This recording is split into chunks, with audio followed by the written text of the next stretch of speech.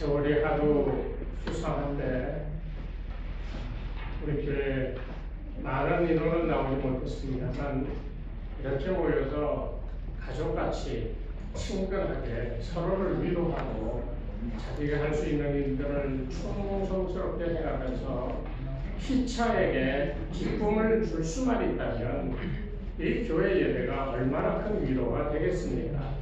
거기에 더하여 우리가 교제 가운데 이 위로와 평화를 피차 간에 나눌 때 거기에 하나님이 임재하심과 하나님이 주시는 평강과 그 큰 능력이 더하여지는 것입니다. 그릇은 되어 있지 않은데 달라고만 하면 하나님이 주시겠냐는 거예요. 오늘 이 시간에 우리는 새로운 존재로 좀 탈바꿈이 되어야 되겠다는 생각을 갖습니다. 코로나 사태가 일어나기 이전에 한동안 어수선하고 한동안 마음에 시험이 들고 하였던 그때를 지나 이 코로나 사태가 있어서 이 기간 동안에 우리가 자제를 하고 우리 스스로를 돌아보는 시간을 갖고 그리고 이것이 끝나가는 이때쯤 우리가 새롭게 결단해야 될 일이 있다고 한다면 우리는 새로워져야 된다는 겁니다. 정말 새로워져야 됩니다. 그냥 이렇게 모여서 60명, 70명 모이다가 50명, 40명, 20명 그러다가 에이 뭐 하고 다 떠나버리고 마는 이런 교회, 이런 우리의 존재가 될까? 여러분 실제로 두려워할 줄 알아야 돼요. 절대 그런 일이 있어서는 안 되고 그런 일이 있을 수도 없지만은 그러나 사단이 시도 때도 없이 우리 틈새에 들어와 우리를 망가뜨리고 우리를 시험에 빠뜨려 우리로 하여금 하나님 앞에 예배드리는 일, 또 힘써 모이는 일을 방해하는 이런 일들이 얼마든지 있을 수가 있어요. 제가 작년 8월부터 그랬잖아요. 우리 교회에 시험이 온단 말이에요. 시험이 온다고 제가 수십 차례 얘기를 했잖아요. 근데 결국 왔잖아요. 근데 결국 어려움이 있었잖아요. 지금은 다 지나갔습니다만 앞으로 그보다 더 큰 어려움이 올 수도 있음을 우리가 알고 이제부터 우리는 새롭게 거듭난 존재로 바뀌어져야 되는데 그냥 우리가 새롭게 되겠다 해서 되어지는 게 아니에요. 여기에는 정확한 예수님이 우리를 부르셨다. 그래서 그 부르심에 응답하여 주님께 나아가 주님과 동행하는 주의 제자들이 되었다라고 하는 이 믿음의 확고한 이 확신이 우리 가운데 있어야 되는 거예요. 그런데 그 확신은 우리가 무엇을 해서 얻어지는 것이 절대로 아니다는데 문제가 있습니다. 하나님께서 사람들을 심판하실 때요, 우리가 오해하기 쉬운 것은 저 사람이 사업 잘하다가 어느 날 하루아침에 다 망했다. 야, 저 사람 그렇게 교만하게 그러더니 하나님이 저를 망하게 하셨구나. 이렇게 얘기하기도 쉽다는 거죠. 한동안 잘 나간다고 큰 소리치고 뭐 아나무인격으로 살다가 어느 날 갑자기 중병이 걸려서 다 죽게 됐을 때 가서 위로는 하지만 돌아서서 마음속으로는 그렇게 까불고 교만하고 그러더니 에이구, 전 저 사람도 참 안 됐어. 우리가 그렇게 생각할 때가 참 많습니다. 속된 말로 참 너 참 보수다. 그렇게 나대고 그러더니 에이구, 안 되긴 했지만 참 뭐 그런 마음들을 우리가 쉽게 가져버릴 수가 있다는 거죠. 그런데 우리가 정말 조심하고 깨달아야 될 것은 하나님의 심판이라고 하는 것은요, 어떤 의미에서는 그냥 내버려두는 심판이 제일 무섭습니다. 저건 죽을 줄 뻔히 아는데 가서 얘기하면 말도 안 들어. 에이씨 몰라 그래 너 마음대로 해봐 뭐. 그리고 아예 관심도 안 가지고 고개를 돌려버리는 이것이 제일 무섭다는 것을 우리가 알아야 해요. 우리가 깨닫지 못하는 가운데 우리는 어느새 하나님의 심판이라고 하는 그 하나님이 주시는 그런 어떤 어려움에 빠져들어가 그 어려움 속에서 허우적거리다가 이제 아유 도저히 안 되겠다 할 때야 비로소 깨닫게 되는 때가 많다는 겁니다. 주님께서 얘기하실 때 자기를 나타내지 말라고 그랬거든요. 그 말이 무슨 말인가 하고 가만히 생각해 보니까 그거더라고요. 너 스스로 자기 자신을 나타내지 말라고 경계하신 까닭은 다른 거 아니에요. 자기가 원하는 대로의 모습을 사람들 앞에 나타내 보이지 말라는 거예요. 그 자기가 원하는 그 모습이 뭐겠습니까? 결국 여러분들이 우리 가운데 교제 생활을 하면서 여러분이 다른 사람들에게 나타내 보이고자 하는 게 뭐예요? 아유, 잘 지냈어요, 저랬어요 라고 하는 말들 가운데도 가만 보면 얘기가 오는데, 그래서 나는 말이야 이랬고 저랬고 하는 쪽으로 이 옮겨가는 것을 우리가 잘 지냈어요, 건강했어요 얘기하다가 아이 나는 말이야 이랬어 저랬어. 우리가 그렇게 되어져 가기가 참으로 쉽다는 거예요. 자기가 원하는 마음속에 있는 그것을 나타내 보이는 바로 그것을 경계하라. 그런 의미에서 자기를 나타내지 말라고 주님은 말씀하신 거예요. 보아도 보지 못하는 자들에게 하나님은요 그대로 보지 못하게 만들어 버린다는 거예요. 들어도 듣지 못하는 자에게 그대로 듣지 못하게 하시는 것이 하나님의 뜻이고요. 꺼져가는 것은 그저 꺼져가는 대로, 썩어가는 것은 썩어가는 대로 내버려 두는 것이 어쩌면 하나님의 심판 방법이라고 하는 것을 우리가 알아야 돼요. 로마서 1장에도 사도 바울은 그랬어요. 저희들을 저들의 정욕되어 내어버려 두사 3번씩이나 내어버려 둔다라고 하는 말이 나오고 있습니다. 왜 이런 말씀을 이 성경은 얘기하고 있을까요? 바로 내어버려 두는 것이 하나님의 심판의 방법이라는 사실을 우리는 깨달아야 됩니다. 여러분, 우리의 이성과 우리의 눈을 가지고 하나님 앞에 나오는 사람은 절대로 하나님을 찾을 수 없습니다. 우리가 이해하는 선에서 신앙생활 하려고 하는 사람은 진짜 믿음의 삶을 살 수가 없어요. 우리가 우리의 능력으로 우리의 눈으로 하나님께 나왔다. 그런데 하나님을 만나보지도 못하고 경험하지도 못했다. 그것이 그 사람에게 주는 하나님의 심판일 수 있는 거예요. 그러니까 신앙생활 이렇게 해서는 안 된다는 거예요. 저도 젊은 날 어려서부터 신앙생활 했지만 저도 상당히 신앙적으로 보수적이고 그런 사람인데 세상 맛을 보니까 적당히 타협하고 살았어요. 어떤 사람들은 신앙생활 잘해. 그 사람 보면 야 정말 저런 사람은 정말 예수 믿고 믿음 좋은 사람이야 하는데 그 사람의 이 시간의 지남에 따라 나타나는 삶의 행위와 말투 속에는 하나님의 영광이 나타나기보다 자기가 나타나는 말과 행위가 너무 많다는 거예요. 그것 때문에 실망하고 돌아섭니다. 그것 때문에 마음 상해합니다. 근데 중요한 것은요, 그렇게 마음 상하고 실망하고 있는 그 상태 하나님은 그대로 내버려 두신다는 거예요. 이게 참 무서운 거예요, 여러분.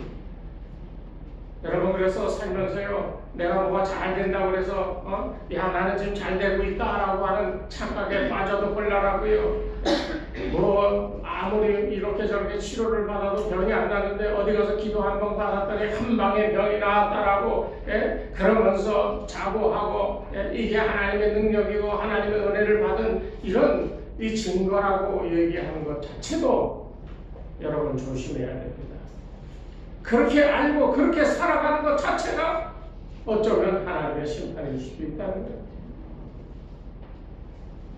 오늘 저는 우리 주은혜 교회가 지금까지 3년 동안 이렇게 저렇게 사람을 알아가고 신앙생활을 이렇게 하고 믿음은 이래야 되고 여러 가지를 얘기하고 그것 가지고 이렇게 저렇게 우리가 온전히 하나 되기 위해서 마치 퍼즐을 맞추듯이 뭐 이런저런 사소한 여러 가지 문제가 있어서 떨어져 나간 분들도 있고 마음의 상처를 입어서 마음을 닫아버리고 그런 사람들도 있습니다만 이제는 새로워져야 되는데요.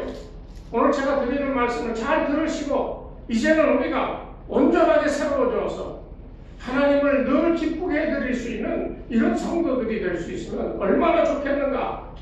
오늘 이후로 오늘 정말 하나님 앞에 늘 기쁨과 즐거움을 드리는 그런 성도들로 변화되시는 그런 하나님의 은혜가 있기를 주의 이름으로 축원합니다.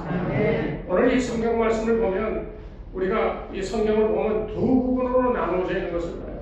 7절부터 12절까지. 그리고 13절부터 19절까지 나누어져 있는 것을 봅니다. 7절부터 12절까지는 예수님이 병을 고치고 귀신을 내쫓고 하니까 사람들이 몰려왔어요. 사람들이 막 예수님께 나왔습니다. 이 사람들의 목적이 뭡니까? 예수 믿기 위해서가 아니에요. 병 고쳐달라고 나왔어요. 예수님은 귀찮아하지 아니하고 그들의 병을 다 고쳐줬어요. 그런데 오늘 이 9절 말씀에 보면 무리가 에워싸 미는 것을 피하기 위하여 작은 배를 대기하도록 제자들에게 명하셨다고 했습니다. 많은 사람들은 병을 고치기 위해서 다른 것도 아니에요. 여기 10절에 보면 이는 많은 사람을 고치셨으므로 병으로 고생하는 자들이 뭘 한다고요? 만지고자 몰려왔다는 거예요. 12의 혈루증 앓는 여인도 믿음 가지고 예수님의 옷깃만 만져도 내가 나으리라, 이 믿음 가지고 만졌더니 병이 나았잖아요. 지금 이 사람들도 어떤 의미에서는 예수님 옷만 만져도 병이 나아, 이 소문 듣고 예수님께 몰려 나왔다는 거예요. 자, 이 7절부터 12절에 나오는 이 모습과 13절부터 19절에 나오는 제자들을 부르는 모습, 이 두 가지 사건 속에 참으로 큰 대조점이 있음을 우리가 알아요. 이것을 알아야 우리의 신앙생활, 지금까지 했던 신앙생활이 아니라 이후에 새로운 존재로 거듭날 수 있음을 여러분이 기억하시고 잘 들으시기를 바랍니다. 자, 여기에 보면 두 가지 이 대조가 나오는데요. 첫 번째 대조는 여기 11절에 나오는 말로 대변이 될 수 있어요. 귀신들, 그 귀신들이 예수를 보면서 어떻게 했어요? 엎드렸다고 그랬어요. 그리고 뭐 했어요? 부르짖었다고 그랬어요. 뭐라고 부르짖었습니까? 뭐라고 그랬어요? 이 귀신들이 잘못 알고 있어요? 귀신들도 예수님이 하나님의 아들인 줄을 알고 있어요. 예, 왜요? 예? 예.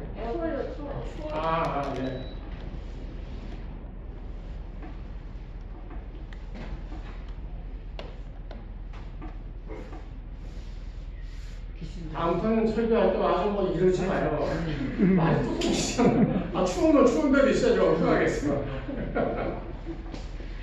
예, 여기 귀신들도 예수님이 하나님의 아들이라고 하는 것을 정확한 것을 알았어. 이 예수님에 대한 지식이 참입니까? 거짓입니까? 참이잖아요. 참 이상하죠? 오늘 이 두 문단의 대조는 예수님을 아는 지식에 대한 겁니다. 귀신이 아는 지식도 참이에요. 제자들이 아는 것도 참입니다. 외관상으로 보면 귀신이 가지고 있는 지식이나 제자들이 가지고 있는 지식은 별로 다른 것 같지 않습니다.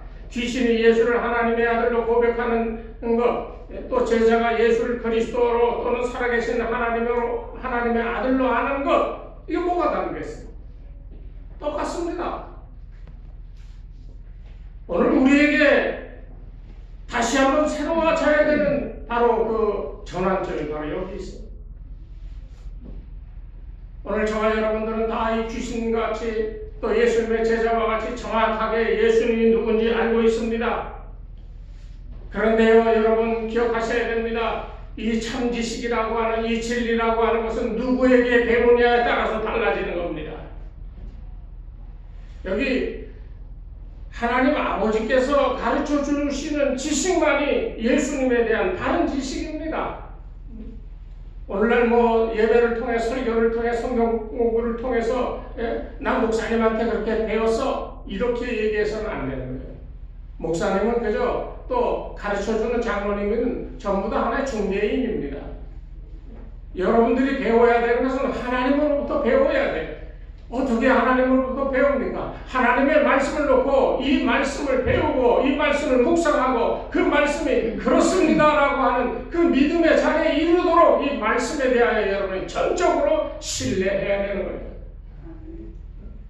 좋은 설교 들으면 아멘 하고 목사님 은혜 받았습니다 그러는데 가만히 무슨 설교를 했나고 들어보면 다 좋은 얘기만 했어요. 어떤 사람이 이렇게 해가지고 했더니 하나님의 축복가 이렇게 잘 됐다. 할렐루야, 아멘. 다 그런 종류의 얘기에 대해 아멘하고 좋다고 그러는 거예요. 왜? 그 얘기를 들으면 나도 그렇게 될 수 있다고 생각하기 때문입니다. 이게 참이겠어요, 여러분? 하나님이 복 주신 거 참이죠. 예화에서 얘기하는 것처럼 그렇게 잘 되는 거 참이죠. 하나님이 복 주시면 그보다 더 잘 되게도 해주시죠. 그런데 중요한 것은 이 모든 것이 누구에게 배우냐는 거예요. 내게 기적같이 나타나 복을 주시는 하나님, 그 하나님을 내가 저 사람한테 얘기 듣고 아, 저 사람이 그랬대, 그럼 나도 그렇게 해주시겠지 하고 있는 그것과 내가 하나님께 엎드려 기도하며 하나님을 불러 하나님께 나아가 그분을 붙들고 끝까지 포기하지 않고 그분에게 매어 달려 그분이 허락하시는 것과 여러분 같겠습니까? 절대로 같지 않거든요. 이게 예수에 대한 바른 지식, 예수가 누군가? 귀신들도 아, 하나님의 아들이십니다. 아, 높은 분이십니다. 맞아요. 그런데 정말 중요한 한 가지가 여기 있어야 해요. 이분이 누구신가 하는 걸로 끝나는 게 아니라 그분이 어떤 일을 하시는가, 그가 어떤 하나님을 나타내시기를 원하는가 하는 것을 아는 데까지 나아가야 된다는 거예요. 예수님께서 무슨 일을 하시는가?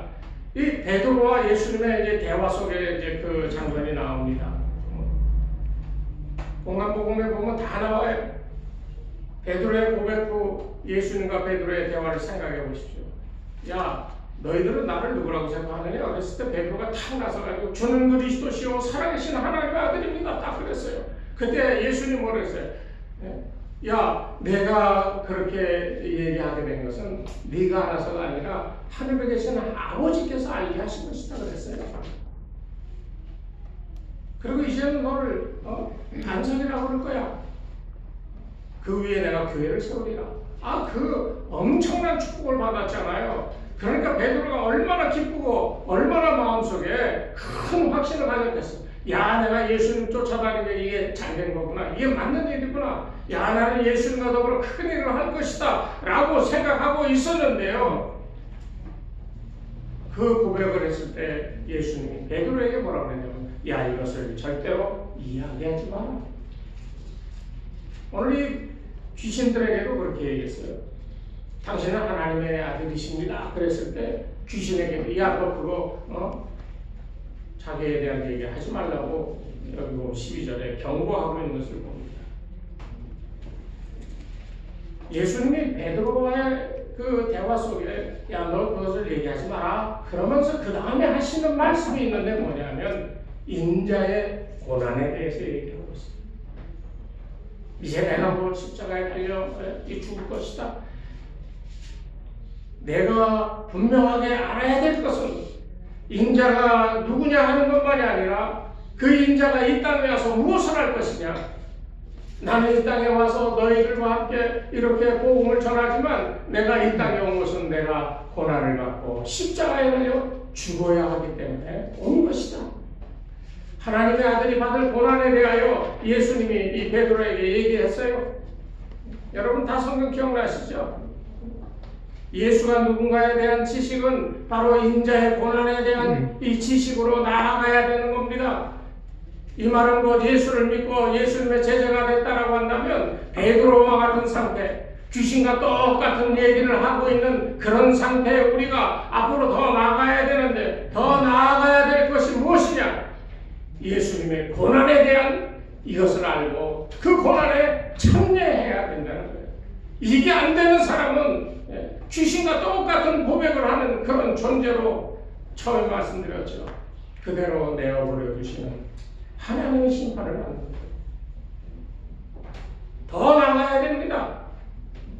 십자가를 빼고 예수를 생각하고 그 예수를 나의 구주라고 고백하고 그렇게 하는 거예요. 오늘 이 11절에 귀신의 고백과 뭐가 다릅니까? 똑같은 거예요.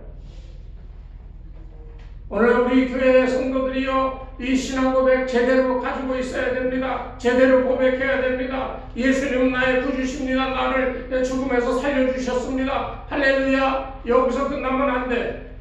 내가 그 일을 했다는 거예요, 예수님은. 그러면서 이 베드로의 고백을 칭찬하시고, 그리고 나서 내가 십자가에 달려 죽을 것이다, 이 얘기를 하셨을 때 베드로가 뭐라고 그랬어요? 뭐라고 그랬어요? 제가 그 길을 잘 닦아놓겠습니까? 그랬어요? 절대로 그럴 수 없다는 거예요. 그때 예수님이 하신 말씀이 뭡니까?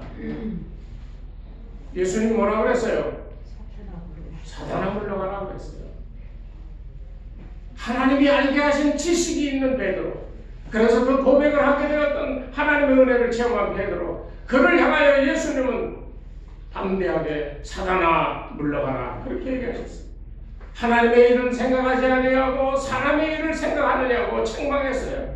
바로 이 이유 때문입니다.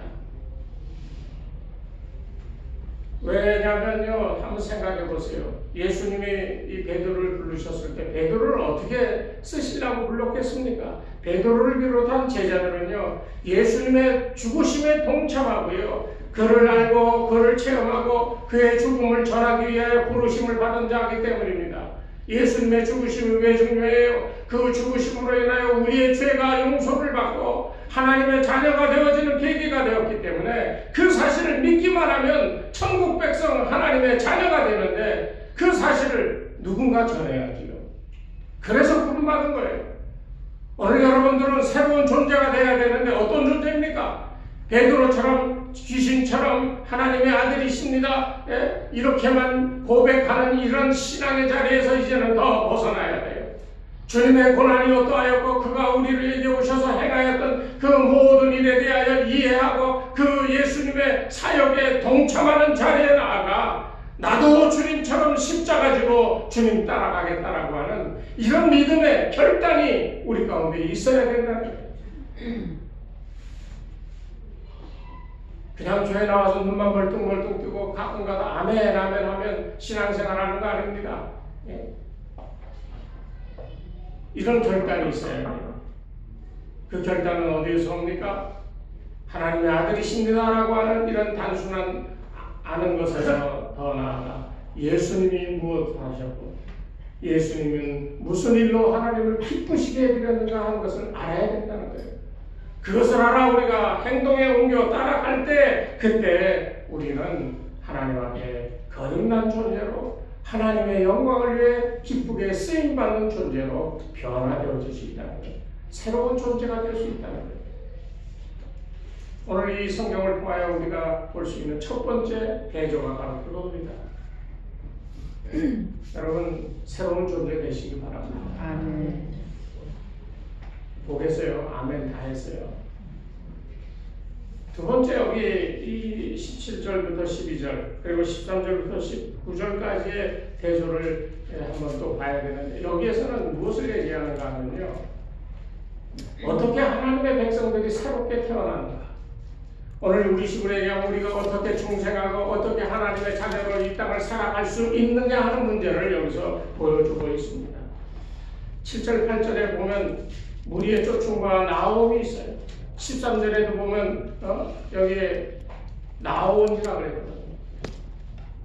앞부분에서도 사람들이 예수님께 나와왔어요. 13절에서도 예수님의 제자들이 예수님께 나온 것을 봅니다. 외관성으로는 동일한 모습이에요. 다른 점이 없어 보입니다. 무리도 예수께 나오고 제자들도 예수께 나왔습니다. 그러나 이 둘 사이에는 참으로 극명하게 다른 점이 있습니다. 그게 뭡니까? 왜 다르다고 얘기할 수 있어요? 단 한 가지 이유 때문입니다. 오늘 이 13절은 그렇게 얘기하고 있어요. 또 산에 오르사 자기가 어떠한 자요? 원하는 자 그를 부르셨다고 했어요. 저는 이 부분에 참 어떤 의미에서 마음이 뜨끔뜨끔할 때가 있어요. 내가 목회를 하면서 살아가는 성도들을 가르치고 바르게 인도한다고 그렇게 마음을 먹고 그런 목회를 하지만은, 과연 우리들 가운데 주님이 원하셔서 부름받은 사명을 가지고 그것을 깨닫고 주님 앞에 나온 사람들이 과연 몇 명인가? 참 가슴이 무겁습니다. 누구든지 겉모습으로는 주를 따를 수 있고 주께 나올 수 있습니다. 그러나 예수께 나온다고 해서 다 예수님의 제자가 되는 게 아니에요. 앞부분에 있는 이야기를 보면 많은 사람들이 예수께 나왔습니다. 그러나 그들 가운데 예수님의 제자가 된 사람 하나도 없어요. 수백 수천 명이 예수님께 나왔지만 예수님의 제자가 된 사람은 하나도 없습니다. 그런데 이 13절 이후에 보면 예수님의 제자가 된 사람들만 불려 나온 것을 우리가 볼 수가 있답니다. 여기 우리가 인정해야 될 것이 하나 있어요. 부르시는 것은 누구입니까? 누가 불러요? 예수님이 부르시는 거예요. 사람들은 종종 착각합니다. 훌륭한 목사가 이래라 그러면 이게 주님의 부르심이다 그러고 순종하는 경우 있는데, 맞아요. 목사를 통하여, 장로들을 통하여, 믿음의 선배들을 통하여 이런저런 일에 부름을 받아 그 일을 행할 수도 있어요. 그러나 근본적으로 자기가 하나님께 헌신되어지고 하나님의 영광을 위하여 기쁘게 쓰여짐을 자기가 체험하고 알지 못하면요, 죄송한 얘기지만 어떤 존재들에 의해 이용만 당하는 경우가 많아요. 그래서 나중에 그 사실을 알고 마음에 큰 시험 들어가지고 떠나버리는 사람들 얼마나 많습니다. 우리 신희시장님도 그런 거 경험하셨겠죠. 먼저 교회에서. 그래서 교회도 건축하고 그랬는데 결국은 상처를 입고 그래서 우리와 하나가 되었지요. 왜 그렇습니까? 주님이 불러 주님이 명하시는 일에 우리는 아멘하고 쫓아가야 되는데, 우리는 주님이 부르시지도 않았는데 주님이 부른 것처럼 착각하고 나서서 설치다 보니까 이런 일들이 생겨날 수밖에 없다는 거예요. 이 부르시는 일은 오직 주님만 하시는 겁니다. 여기 성경 분명히 자기가 원하는 자를 불렀다고 그랬어요.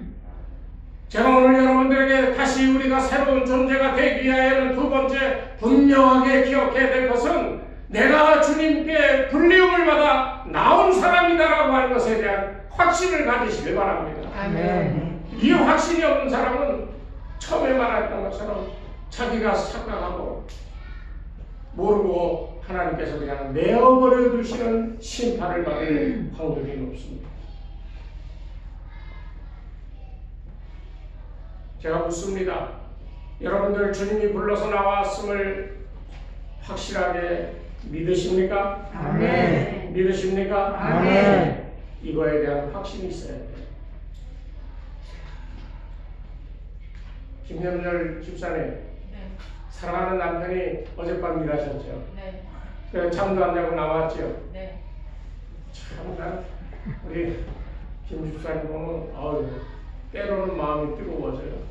저만한 믿음과 열정이라면 거천 좀 이렇게 다 이렇게 멋있게 이렇게 잘 되어 있는 것 같지 않은데, 그 열정과 주님을 향한 믿음은 너무너무 사람들에게 모범이 될 만한 그런 모습을 보여줄 때가 많아요. 칭찬하는 거예요? 우리가 내 기준으로 보면 이 사람 모자라.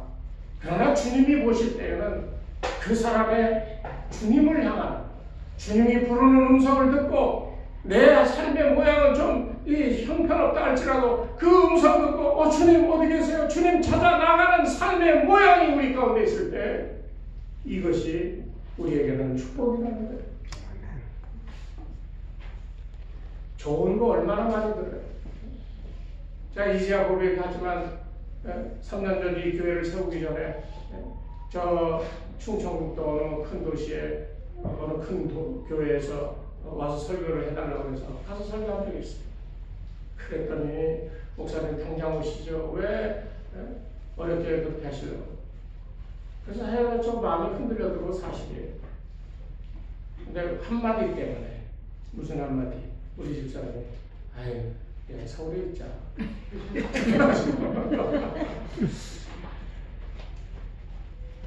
지금 돌아보니 야, 이런 것 때문에 하나님께서 큰 교회 보내지 아니하시고 작은 교회 여기에서 내게 맡겨진 사역하라고 그랬구나.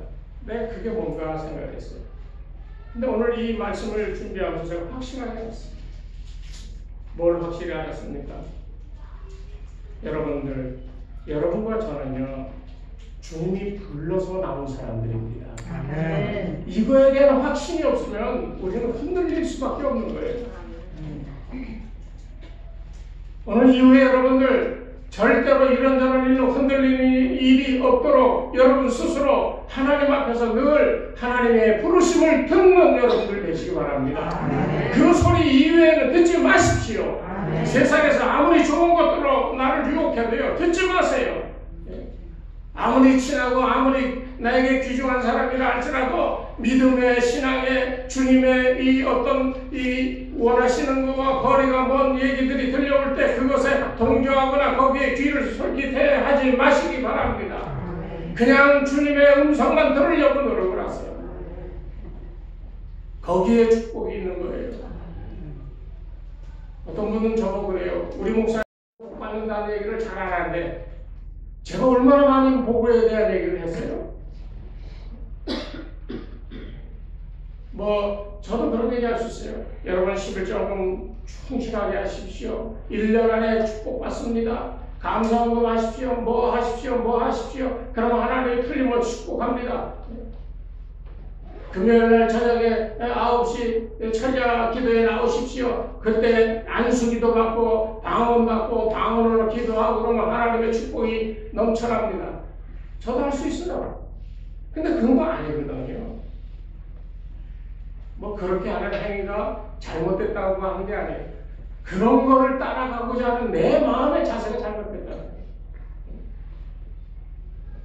그런 어떤 인위적으로 제도적으로 만들어 놓은 곳에 들어가 그 안에서 내가 무엇을 얻으려고 하는 것이 아니라 그 안에서 내가 하나님 앞에 귀 기울여 하나님이 무엇을 말씀하시는가 하는 그것에 우리의 온 마음을 기울여야지 무언가 행위로 무언가 어떤 것들 그것이 잘못된 게 아니고 그것이 옳은 거다 할지라도 주님이 우리에게 보여주셨던 거고 주님이 어떤 분이십니까? 십자가에 달리신 주님, 우리의 죄를 담당하시고 우리의 죄를 용서해 주셨던 주님, 그리고 하나님께 잠시 버림받은 것 같았으나 하나님은 그를 다시 살리셔서 영광 가운데 머물게 하셨으니 우리가 본받고 따라가야 될 삶의 모습은 바로 예수님이 가신 길, 십자가의 길이요 죽음과 고통이 있는 길인 것 같지만 그러나 부활과 영광이 있는 그 길을 우리가 가야 됨을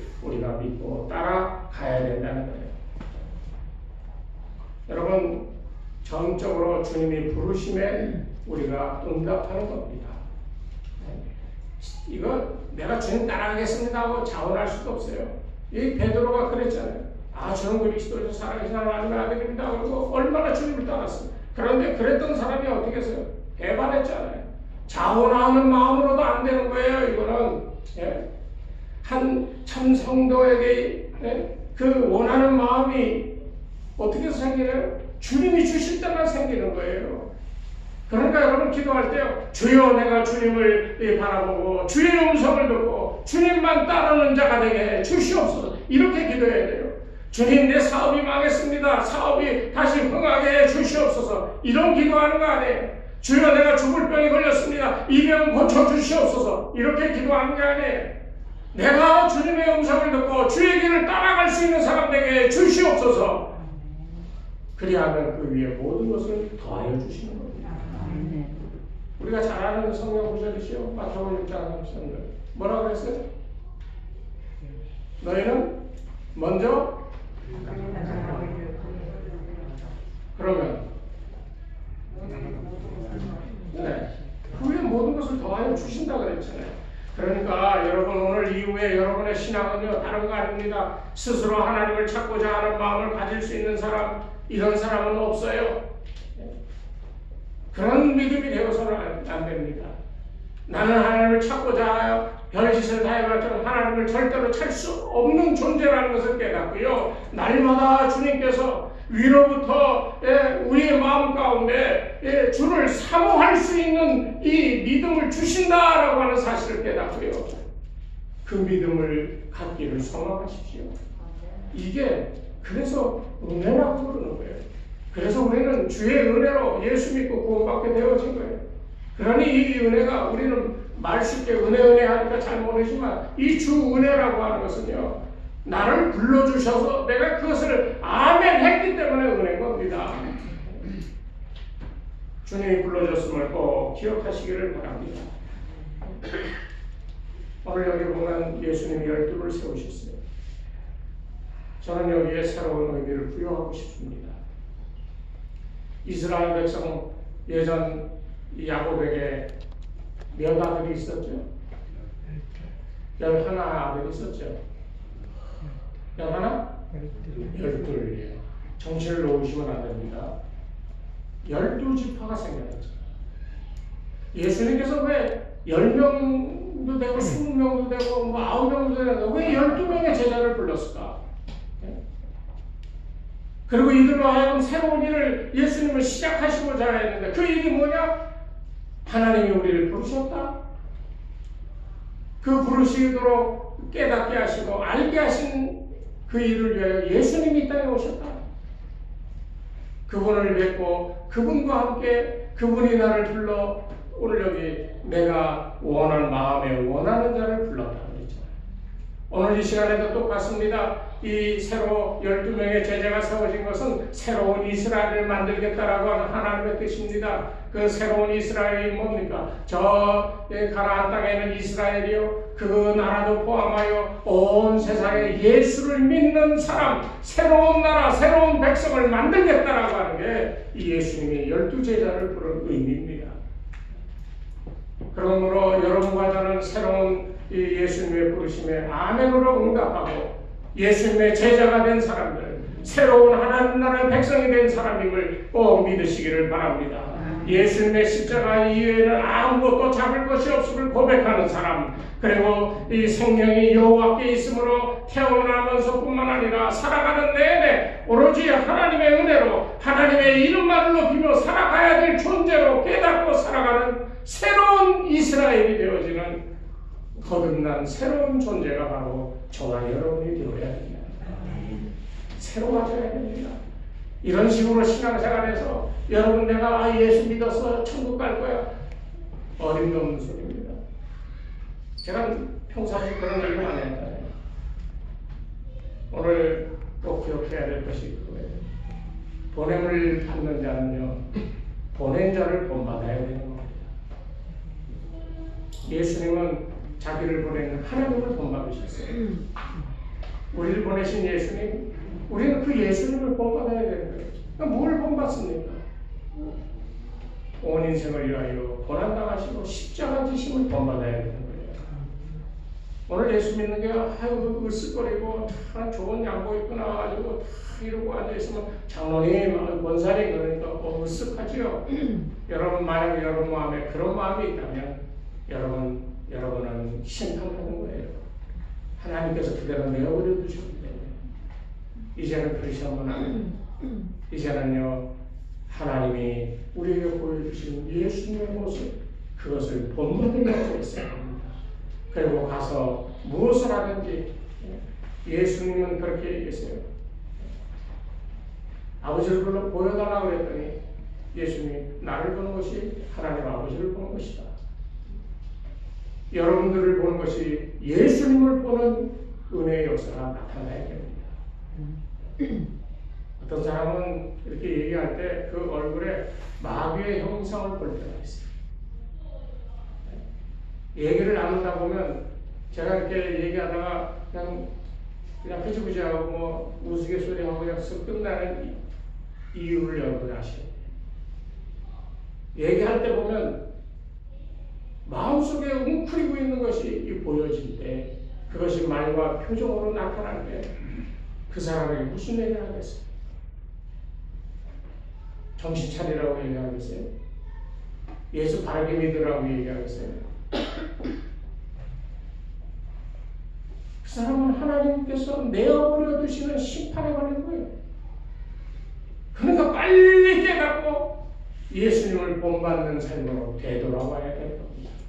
오늘 저는 선포합니다. 우리 주원의 교회 이후에 우리 교회 모습은 주님을 본받는 모습으로 온전하게 돌아온 성도들이 모이는 곳, 그래서 이곳에서 주님을 배우고 주님을 경험하고 주의 말씀을 들으며 이제 세상 밖에 나가 살아갈 때 예수님을 보여줄 수 있는 교회, 예수님과 더불어 그의 영광을 또 아버지 하나님의 영광을 드러낼 수 있는 존재로, 새로운 존재로 변화되어지는 역사가 나타나야 됩니다. 이것을 위해서 여러분이 결단하시는, 예수 대충 믿고 갔다가 아니다 그러면 여러분 어떻게 하실래요? 예수님을 따르게 하셔서 새로운 존재로 거듭나는 귀한 은혜의 역사가 여러분 가운데 충만하시기를 주의 이름으로 축원합니다. 하나님 아버지 감사합니다. 오늘 우리에게 주시는 하나님의 말씀, 아버지 하나님 참으로 귀하고도 우리의 인생을 통째로 바꿀 수 있는 복된 말씀인 줄 우리가 믿습니다. 간절히 바라옵기는 주여, 주님이 원하셔서 불려져 주님 앞에 나온 저희들 되게 도와 주시옵소서. 무엇보다도 주님께서 내어버려 두시는 심판의 그 삶을 살아가는 저희들 되지 않게 날마다 깨닫게 하시고 주의 음성을 듣는 저희들 되게 하셔서 하나님의 영광을 위하여 주님을 나타내 보이며 주의 목소리 들은 대로 행하며 살아갈 수 있는 복된 성도들에게 축복하여 주시옵소서. 예수님의 이름으로 기도드리옵나이다. 아멘. 찬송가